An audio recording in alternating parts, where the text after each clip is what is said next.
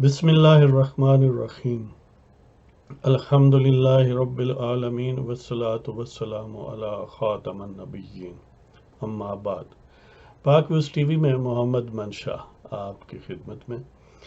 آج کا پروگرام 5 حصے، پہلا حسب توقع سینٹ کے اجلاس کے متعلق جو عدم اعتماد سنڈرانی صاحب کے خلاف اور سلیم مانڈوی والا کے خلاف، یعنی سینٹ کے چیئرمین اور ڈپٹی چیئرمین دونوں کی قسمت کا فیصلہ، قسمت سے زیادہ چیئرمین شپ اور ڈپٹی چیئرمین شپ کا فیصلہ آج ہونے کو ہے۔ آج سے مراد 1 اگست، کیونکہ ابھی چند گھنٹے 1-2 گھنٹہ باقی ہیں 1 اگست یہاں شروع ہونے میں، لیکن پاکستان میں شروع ہو چکا۔ تو دیکھیں، ایک تو یہ عنوان ہے، دوسرا یہ ہے کہ شماریات، محکمہ شماریات حکومت پاکستان نے کیا کہا مہنگائی کے متعلق، اور نمبر 3 ہے کہ ایک سعودی وزیر اطلاعات کی پاکستان میں وزٹ کے موقع پر ہمارے آرمی چیف نے کیا فرمایا، اور نمبر 4 ہے حضرت خان صاحب کا بینکوں کے متعلق شکوہ، اور آخری حصہ ایک غزل جس کا سیاست سے کوئی تعلق نہیں ہے، آج ذرا رومانوی، تھوڑا ہی بہت رومانوی، ظاہر ہے اب جو سیاسی مبصرین ہوں نا تو ان کی رومانویت میں بھی کہیں کچھ جھلک آ سکتی ہے گڑبڑ کی تو بہرحال وہ غزل پیش کریں گے۔ تو بسم اللہ کہتے ہیں جی۔ 1 اگست ابھی جو پاکستان میں شروع ہو چکا سینٹ آف پاکستان کا اجلاس، جس میں بیرسٹر سیف جو ہیں وہ اس کی صدارت فرمائیں گے، اور اس میں اپوزیشن نے جو نو کانفیڈنس موشن موو کی ہے چیئرمین سینٹ کے خلاف، اس پر بالآخر ووٹنگ ہوگی اور وہ خفیہ رائے شماری سے ہوگی۔ تو گویا سینیٹرز کو یہ کھلی اجازت ہے کہ وہ کس کو چاہیں، جس کو چاہیں اس کو سپورٹ کریں، کوئی عملی طور پر پابندی یا دباؤ نہیں ہے، اس لیے کہ سوائے کرامن کاتبین کے وہاں اور کوئی نہیں ہوگا۔ اب کرامن کاتبین اگر کسی سے ملے ہوئے ہوں یا خود بندے کی کہیں تار فٹ ہو تو وہ ایک علیحدہ صورتحال ہے۔ ایک طرف سینٹ میں اپوزیشن جو ہے اس کا اجلاس ہوا، اس میں ظاہر ہے یعنی جو بھی اپوزیشن کے سینیٹرز اویلیبل تھے وہ سب شامل ہوئے، اور حاصل بدینجو صاحب جو اپوزیشن کے الٹیمیٹ کینڈیڈیٹ ہیں چیئرمین شپ کے لیے، ان کا کہنا یہ ہے کہ 65 سینیٹرز کی ان کو حمایت حاصل ہو گئی ہے، یقینی بات۔ کوئی 1-2 اگر کوئی بیماری کی وجہ سے بیرون ملک ہو یا زیر علاج ہو تو ظاہر ہے یہ میں ایڈ کر رہا ہوں کہ اس کی استثنائی صورت ہو سکتی، لیکن جو بھی آئیں گے ان 65 میں سے، اور یقیناً آئیں گے کوئی 1-2 کو چھوڑ کے، تو وہ سینٹ کی چیئرمین شپ کے لیے جو نو کانفیڈنس موشن ہے موجودہ سینٹ چیئرمین کے خلاف، اس کے حق میں اور بعد میں حاصل بدینجو صاحب کے حق میں اعتماد کا ووٹ یا الیکشن کا ووٹ دیں گے۔ تو اپوزیشن کے پاس 65 ارکان، حکومت کے پاس 36 ارکان حکومت، اور ان کے اتحادیوں کے پاس 2 ہیں جن کو آپ حضرت خان صاحب، عمران خان صاحب کی زبان میں یا اصطلاح میں ہڑیلو کٹے کہتے ہیں پنجابی میں ہڑیلو کٹا ہوتا ہے، تو وہ گویا ویسے ہی ہوتا ہے، ویسے ہی وہ دوڑتا پھرتا ہے، کبھی اس طرف کبھی اس طرف۔ تو وہ 2 ہڑیلو کٹے ہیں جماعت اسلامی کے 2 سینیٹر صاحبان ہیں۔ یہ کسی بھی پارٹی کے لیے بڑی یعنی سیاسی طور پر ایک آئسولیشن کا معاملہ ہے کہ وہ ولڈرنس میں چلی جائے، نہ حکومت کے پاس ہے ساتھ ہے، نہ ہی اپوزیشن کے ساتھ ہے، اور نہ ان دیئر اون رائٹ ان کی کوئی اتنی اسٹرینتھ ہے کہ کوئی ان کو پوچھے، یعنی گویا انہوں نے اپنے آپ کو نہ 13 میں نہ 3 میں رکھا ہے۔ یہ ایک بیڈ پالیٹکس ہے حالانکہ وہ سمجھدار لوگ ہیں، اور سنا ہے کہ پرہیزگار بھی ہوتے ہیں، تو اس حوالے سے یہ بصیرت کے بہرحال خلاف معاملہ ہے کہ آپ انریلیونٹ ہو گئے نا گیم میں، نہ آپ کا اپنا کوئی ویٹ ہے اور نہ آپ کا ویٹ کسی دوسرے ویٹ کے ساتھ ہے کہ اس کا کاؤنٹ کر سکیں یا وہ آپ کو پوچھ سکیں. تو بہرحال یہ ان کے لیے ایک فکر کا لمحہ ہے کہ اس پر سوچیں کہ یہ کیسی سیاست ہے کہ یہ اس یعنی موڑ پر پہنچ چکے یا بند گلی میں پہنچ چکے کہ نہ پوزیشن میں ہیں اور نہ ہی حکومت کے ساتھ ہیں اور نہ ہی اپنا کوئی وزن ہے کہ ان کی کوئی اہمیت بن سکے ان دیئر اون رائٹ. تو بہرحال بڑا ہنگامہ خیز اور دلچسپ سیشن 1 اگست کو ہونے لگا ہے اور دیکھتے ہیں کہ پھر سینٹ کے کم از کم حصے پر جو بادل ہیں وہ چھٹ جاتے ہیں یا نہیں. ویسے بلاول صاحب نے پھر مشورہ دیا ہے سنجرانی صاحب کو کہ وہ استعفیٰ دے دے. بعض مبصرین بھی کہتے ہیں کہ وہ دے ہی دیں تو اچھا ہے، لیکن کچھ لوگ ہیں خاص طور پر حکومت کے جو وفادار ہوتے ہیں وہ چاہتے ہیں کہ ان کو وہاں رکھیں جہاں پھر بالکل مور لگ جائے نا. تو مجھے لگتا یہی ہے کہ سنجرانی صاحب مور لگوا کر ہی رہیں گے. ویسے سنا ہے کہ انہوں نے اپنے پرسنل جو بلانگنگس ہیں، ذاتی جو چیزیں ہیں، وہ اپنے گھر بھجوا دی ہیں دفتر وغیرہ سے. اس لیے وہ بھی توقع یہی کر رہے ہیں کہ بس ان کا آخری دن ہی تھا بطور چیئرمین سینٹ عملی طور پر کام کرنے کا. اور سینٹ کا جو سیکریٹری محمد انور صاحب ہیں ان کا فرمانا ہے کہ آج ہی آؤٹ کم ہو جائے گا. بعض لوگوں کا امپریشن یہ تھا کہ شاید 7 دن کے بعد ہوگی ووٹنگ وغیرہ، آج ہی ہو جائے گی. تو اس لیے پاکستانیوں کو، ہمارے ہم وطنوں کو زیادہ انتظار نہیں کرنا پڑے گا سینٹ کی صورتحال کو کلیریفائی ہونے میں. یا اب اس کے یعنی سیاسی عواقب و نتائج کیا ہیں؟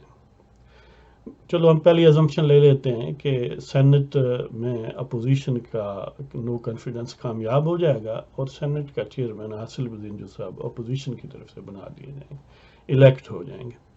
اس کا کیا مطلب ہے؟ سیاسی ٹرمز میں اس کا مطلب یہ ہے کہ وہ جو ایک ڈرامہ کھلا گیا تھا، ایک جیلی سیٹ اپ بنانے کی کوشش کی گئی تھی جس کا آغاز حکومت بلوچستان سے میں کایا پلٹ سے ہوا تھا، اور سنجرانی صاحب کو ایک سمجھ لیں کہ آزاد عملی حیثیت حاصل تھی، لیکن پھر باپ پارٹی بنائی گئی تو اس کے ساتھ انہوں نے سبسکرائب بھی کیا تو گویا اب وہ باپ کے یا سوٹو سے آزاد حیثیت میں سینٹ کے چیئرمین تھے. لیکن عجیب بات یہ ہے کہ یہ مس لیڈنگ بات ہے، آزاد نہیں تھے وہ، خفیہ طاقتوں کے یا مقتدر حلقوں کے نامینی تھے، گویا ان کے سامنے جواب دہ تھے.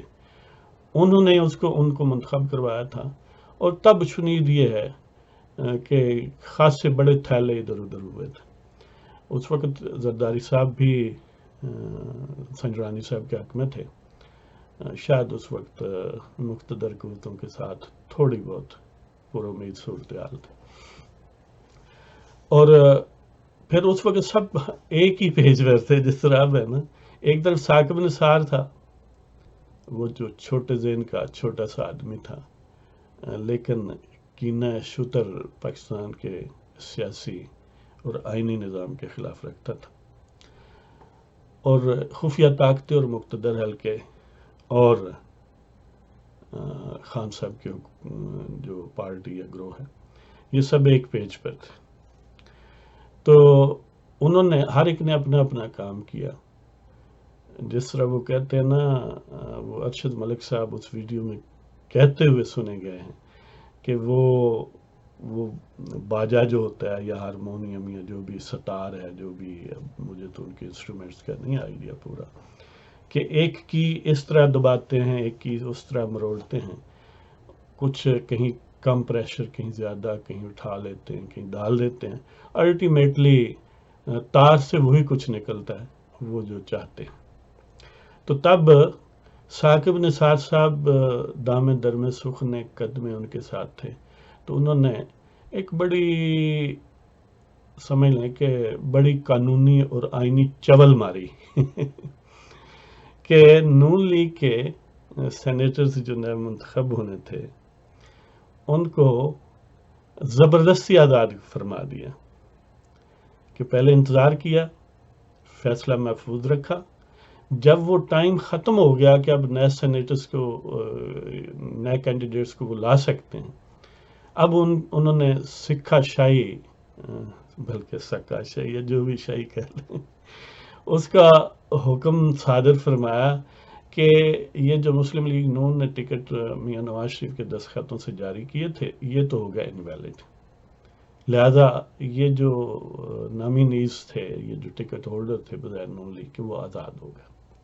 ہونا تو یہ چاہیے تھا کہ اگر تمہیں یعنی اس چیز پر تکلیف ہی تھی کہ نواز شریف کے دستخط ہیں تو پھر ٹائم فریم ان کو دے دیتے، 24 گھنٹوں کے اندر اندر آپ ٹکٹ نہ ایشو کر دیں، جو لیجیٹیمیٹ اتھارٹی ہے آپ کے پاس اس کی طرف سے۔ لیکن کیونکہ اصل مسئلہ قانونی اور آئینی مشگافی نہیں تھی، اصل مسئلہ وہ شکاوت قلبی تھی، وہ کینہ شتر تھا کہ نون لیگ کو سینٹ میں وائپ آؤٹ کرنا ہے یا بہت کمزور کرنا ہے، تو انہوں نے پورا اہتمام گھٹیا پن کا اور کمینگی کا اعلیٰ ترین یا گھٹیا ترین مظاہرہ فرمایا اور ان کو زبردستی آزاد کر دیا۔ مزہ یہ ہے نا کہ نہ پارٹی آزاد کرنا چاہتی ہے، نہ وہ سینٹ کے امیدوار آزاد ہونا چاہتے ہیں۔ یہ کمال ہے پاکستان کی عدالت کا، اور اس وہ جو چیز تھی، پتہ نہیں کیا چیز تھی جس کو ثاقب نثار کہا جاتا، تو اس نے جو چبل ماری یا جو نانسنس قسم کی حرکت کی، آج وہ انڈو ہونے جا رہی ہے۔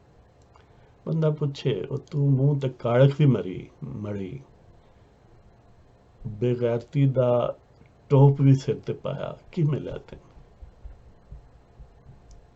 وہ تو پھر انڈو ہو گیا معاملہ۔ تو اس کے سیاسی عواقب و نتائج اور قانونی یہ ہیں کہ وہ جو ریت کا گھروندہ بنایا تھا، جو فراڈ، جو دھونس دھاندلی اور جو 2 نمبری کر کے سینٹ کی چیئرمین شپ کو نون لیگ سے چھینا گیا تھا، اب وہ نواز شریف جیل سے نامینیٹ کر رہا ہے عاصل بزنجو کو، تو وہ انہیں مل جائے گی۔ تو وہ تھیلے بھی ضائع گئے، اور وہ جو سمجھ لیں کہ ثاقب نثار صاحب نے کمینگی اور بے حمیزتی اور گھٹیا پن کا تھیلا اپنے منہ پر ملا، وہ بھی ضائع گیا، اور اب وہ تاریخ میں ایک یعنی انتہائی گھٹیا سوچ کے حامل کے طور پر یاد رکھے جائیں گے کہ وہ سینیٹرز پھر بھی آزاد نہ ہوئے، پھر بھی انہوں نے اپنی مرضی سے نون لیگ کے ساتھ ہی وابستگی رکھی۔ تو اس طرح ہم ان کو بھی اپریشیٹ کرتے ہیں کہ 2 نمبریوں اور فراڈیوں اور دھونس دھاندلی کرنے والوں، وہ عدلیہ کے نام پر ہو، وہ اہل اخوا یا خفیہ لوگوں کے نام پر ہو، یا مقتدر حلقوں کا ڈرامہ ہو، جو بھی اس کے خلاف ایک صحیح لیجیٹیمیسی اور لیگل اور کانسٹیٹیوشنل یعنی کنوٹیشنز کے حساب سے عوام کے ساتھ ہوگا، ٹرو نمائندگی کرے گا، ہم ان کو سلام کہتے ہیں، ان کو سلوٹ کہتے ہیں۔ معاشرے میں اگرچہ یہ کردار ادا کرنا نسبتاً مشکل ہے، لیکن بہرحال یہی اچھا کردار ہے۔ یہ زندگی ایک دن ختم ہو جائے گی، گھٹیا پن جو ہے وہ بعد میں بھی لوگ نیگیٹیوٹی کے ساتھ یاد کریں گے۔ آپ اپنا ضمیر بھی مطمئن رکھیں اور لوگوں کی بھی دعائیں لیں۔ یہ ایک طرف تو یہ معاملہ انڈو ہو جائے گا جو فراڈ تھا، دوسری طرف یہ ہے کہ اپوزیشن کا پولیٹیکل مورال جو ہے وہ بلند ہو جائے گا کہ انہوں نے ایک ٹارگٹ اپیرنٹلی ایک سالڈ ٹارگٹ رکھا جس کو اچیو کر لیا، اور مقتدر قوتوں کو یہ پتہ چل گیا کہ یعنی واللہ خیر الماکرین، کہ سب کچھ فراڈ، دھونس دھاندلی اور 2 نمبری کے ساتھ نہیں، کچھ بعض کا چیزیں ان ایکسپیکٹڈ بھی ہو جاتی ہیں۔ اور اس کے علاوہ وہ جو ولڈرنیس میں لوگ رہتے ہیں ان کو بھی یقین آ جائے گا کہ کچھ نہ کچھ سیاست حقیقی بھی ہونی چاہیے ہوتی ہے، ہمیشہ ضروری نہیں ہے کہ آپ ایک ویجیٹیٹو مائنڈ کے ساتھ ایک بالکل کسی کے ڈپینڈنٹ ہو کے کسی نوکر بادشاہ سے پوچھ کے کسی باوردی یا بغلاوردی اہلکار کے کہنے پر اپنی سیاست کریں. یار کتنا گھٹیا پن ہے. سیاست دنیا کا عظیم ترین کام ہے، اس لیے کہ اس سے قوموں کے فیصلے ہوتے ہیں، قومیں بنتی بگڑتی ہیں، اور وہ آپ ایک چھوٹے سے اہلکار کے کہنے پر اپنی سیاست کریں. اس سے بڑا گھٹیا پن اور شیلونیس کوئی نہیں ہے. تو بہرحال یہ ایک طرف اپوزیشن بوسٹ اپ ہوگی اور دوسری طرف کچھ سوچنے کا ایک اور موقع ہے. پتہ نہیں وہ سوچنے کی عادت تو نہیں ہے، اس کا امکان کم ہی ہے، لیکن بہرحال ہوگا. اور پھر یہ ہے کہ یہ یعنی آئندہ 2-2.5 سال کے لیے ارینجمنٹ ہوگی، اور اپوزیشن اس دوران اگر پریشر بلڈ اپ کر لیتی ہے جیسا کہ مولانا فضل الرحمان چاہ رہے ہیں تو یہ یعنی ایک نئی جہت ہوگی. تو بہرحال اس میں مولانا فضل الرحمان کے موقف کی بھی بھرپور حمایت ہوتی ہے کہ وہ بالآخر اپنی پولیٹیکل بصیرت کا انہوں نے مظاہرہ کیا اور پولیٹیکل ڈٹرمنیشن کا مظاہرہ کیا کہ دو عام سیاسی قوتوں کو یکجا کیا، اور جو فراڈیوں نے ایک فارس، ایک ڈرامہ، ایک ناٹک کھیلا تھا، اس کو انڈو کروا دیا. اب جی نیکسٹ عنوان ہے کہ پاکستان کے محکمہ شماریات نے جو فگرز ریلیز کی ہیں ان کا مجموعی یعنی ایک جو آپ کے لیے، ہم کے لیے، ہمارے لیے اہم بات ہے کہ پچھلا ویک جو اینڈ ہوا ہے 25 جولائی کو، اس میں 15.59% مہنگائی ہوئی. یہ خود محکمہ شماریات حکومت پاکستان کا فرمان ہے، میرا نہیں ہے.